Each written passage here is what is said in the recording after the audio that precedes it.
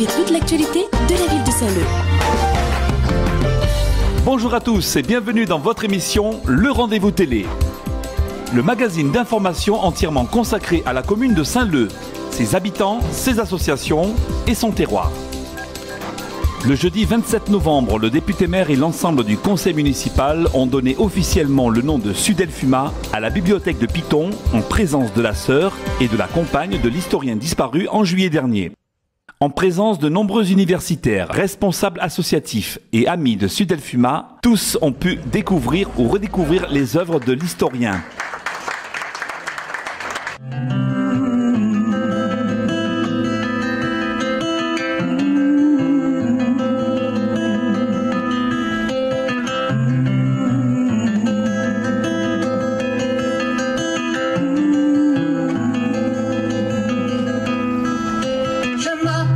De vous étiez tout le monde et personne, celle dont on ignore tout, et qui allait faire tomber les rois et les couronnes. Histoire.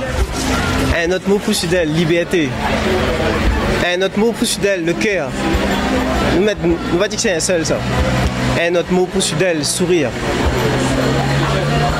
Un autre mot pour Sudel. À nous ensemble. On va dire que c'est un seul ça. Je suis très fière d'afficher le nom de Sudelfuma sur la bibliothèque. Pour ce lieu culturel, c'est important d'avoir une autre figure culturelle très importante et très rayonnante dans l'île. Par rapport à ce qu'il a fait, l'historien qu'il est, par rapport à la mémoire qu'on souhaite transmettre aux nouvelles générations. Et Sudelfuma, à Saint-Leu, a été quelqu'un d'extrêmement important. Vous savez, la première révolte des esclaves, c'est 1811, et c'est où? C'est à Saint-Leu.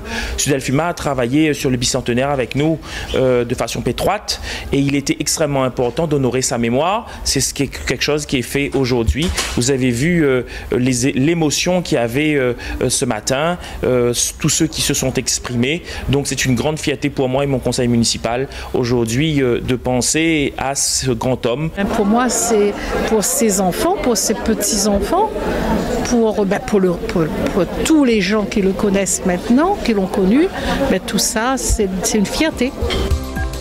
Organisé par le comité régional de la montagne et de l'escalade. La Coupe de France d'escalade de bloc s'est tenue le week-end des 22 et 23 novembre au gymnase de la Chaloupe. L'occasion nous a été donnée de rencontrer les champions de France de la discipline. Dans ce sport, il y a 3 disciplines.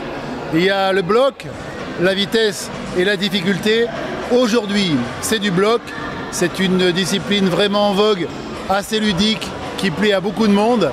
Premier bloc, un grimpeur, puis deuxième bloc, un autre grimpeur, etc., etc., jusqu'à ce que les finalistes aient grimpé l'ensemble des blocs qui leur sont fournis et essayer de le sortir, c'est-à-dire toucher, tenir la prise finale.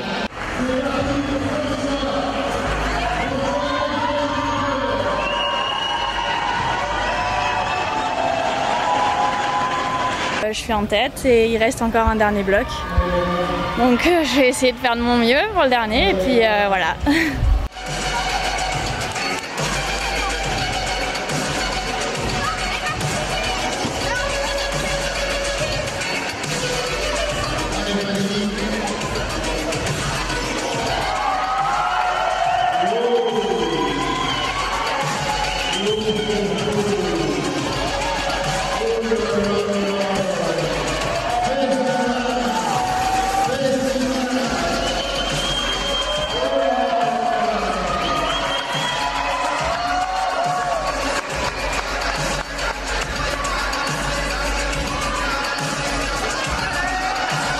Je fais de l'escalade parce que c'est un sport que j'aime et je pense que ça n'a rien à voir entre être une fille ou un homme. C'est un sport où tout le monde peut s'exprimer et je fais ça parce que ça me plaît.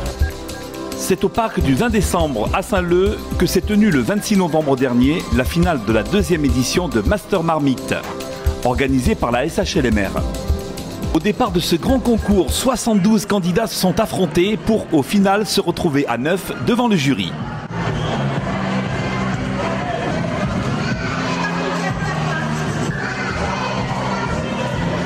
Nous avons essayé de trouver des idées pour avoir des relations différentes avec nos locataires et partager des moments de convivialité.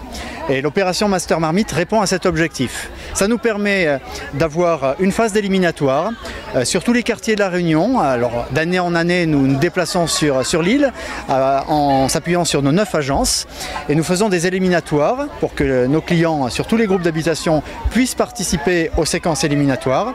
Et ensuite, nous nous retrouvons pour la grande finale. Chacun des candidats locataires, cuisiniers, soit émérites, soit débutants, est accompagné par un chef professionnel qui est son coach. Gingembre, monsieur, s'il vous plaît. C'est d'axer les choses sur la cuisine créole, mais évidemment les produits locaux principalement. Donc en fait c'est vraiment open, hein. Les candidats s'expriment eux avec leurs produits, avec leurs connaissances, avec leur culture aussi. Hein, donc c'est assez libre avec un panier. Ce qu'on appelle le panier, c'est des garnitures imposées, des légumes et des fruits imposés pour le concours pour que tout le monde soit au même niveau de compétition.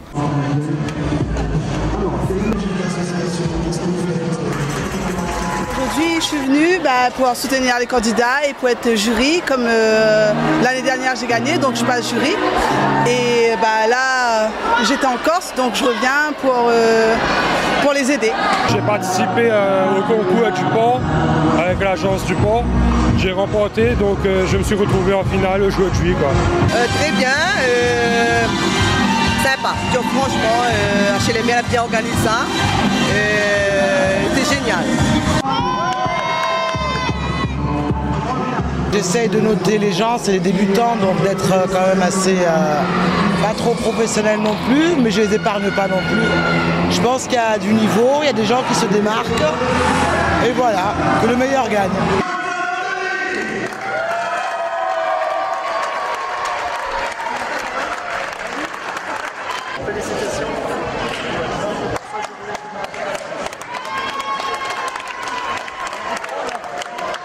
Je suis contente, je suis très contente. Je suis encore émue, mais je suis contente.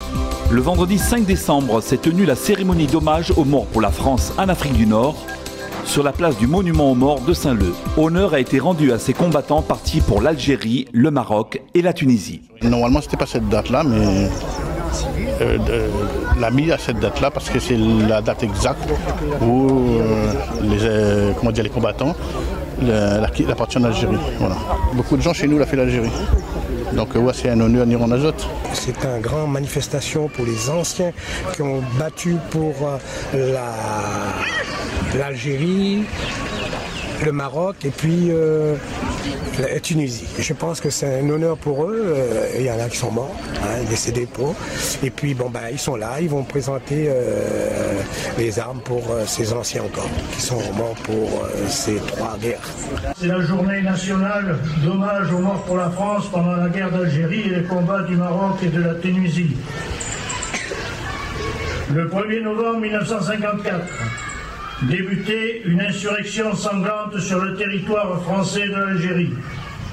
Les forces de l'ordre s'efforcèrent de redonner confiance à la population terrorisée par les exactions des insurgés. La signature d'accord avec les représentants du FNL le 19 mars 1962 priva l'armée française d'une victoire acquise sur le terrain. Après la date du cessez-le-feu, il y eut près de 25 000 tués ou disparus. On ne peut oublier qu'après ce semblant de trêve, que des milliers de harkis, Mogdazni et supplétifs, ainsi que des civils ont été torturés et massacrés.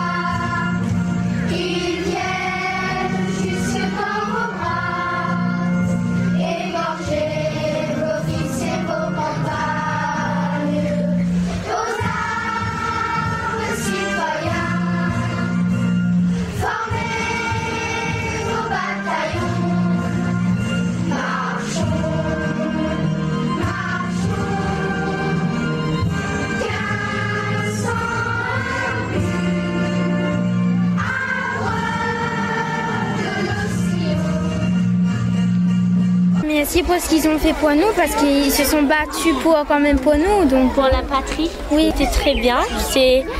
On est ici pour les combattants, les anciens combattants d'Algérie.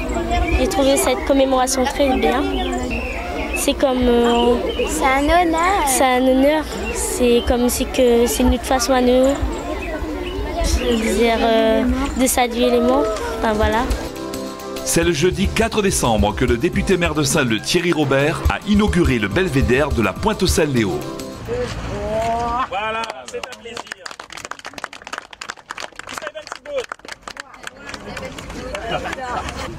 En tout cas, c'est le résultat d'une volonté de la mairie de faire en sorte que Saint-Leu soit non seulement vivant, dynamique, mais aussi que Saint-Leu soit joli et agréable à regarder.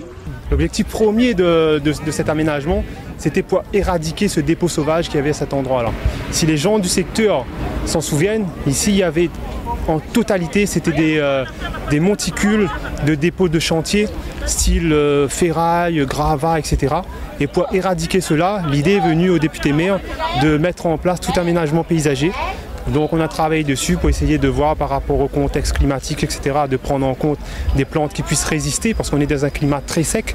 On a mis un apport en termes d'arrosage automatique avec les eaux du basculement des eaux à travers l'eau d'irrigation. En parallèle, on a essayé de faire un peu dans l'esprit d'économie d'énergie avec tout un éclairage d'ambiance avec des lampes à basse consommation. Le site est très super, déjà j'habite pas très loin. Et je pourrais emmener les enfants les dimanches après-midi pour jouer, surtout au coucher de soleil. C'est vraiment, je ne crois pas qu'il y a d'autres communes, dans un affaire, c'est tout visible comme ça. Et ça n'est pas rien que de monde la Pointe-aux-Salles, ni Saint-Leu, ça c'est pour tout le monde. La ville de Saint-Leu vous a présenté le rendez-vous télé. Rediffusion le samedi à 18h10.